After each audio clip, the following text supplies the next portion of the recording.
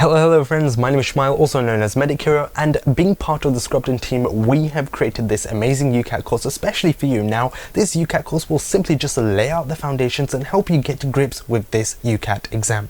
Now, this UCAT exam, don't get me wrong, is probably the most weirdest exam you will ever sit throughout your entire life. So don't worry if you really hate it, because I hated it, but hopefully after this course, you should be able to like it a little bit more than you actually do right now. And you've also got to bear in mind that certain universities really emphasize on the UCAT, some universities don't. So be really tactical as to which university you apply to. Now, with that being said, let's take a look at our very simple checklist. What do we actually need before we start revising this UCAT exam? So number one, you need Medify. If you don't get Medify, honestly, you're missing out. But you could also get other online platform resources which replicate what it's like in the real exam.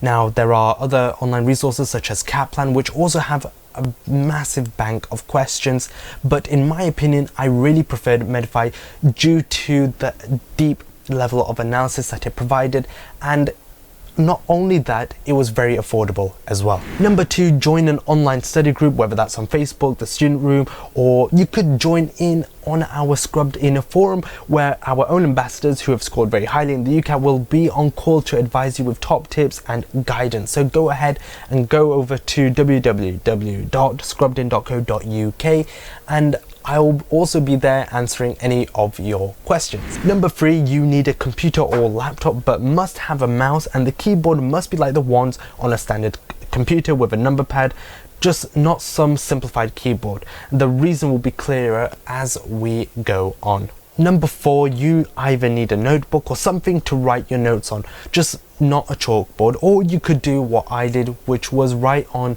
plain pieces of paper, and at the end of my revision I would staple them or put them into plastic wallets.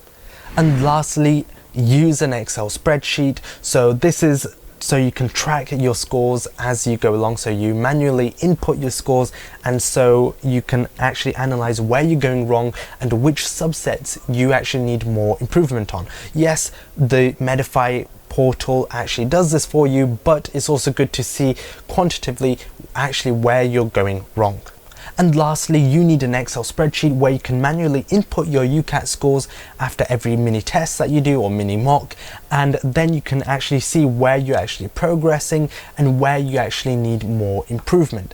And I have put a sample document that I created during my UCAT revision, and if you click in the description below, so somewhere there's a link here, click that and you should be able to download it and you can use that as well.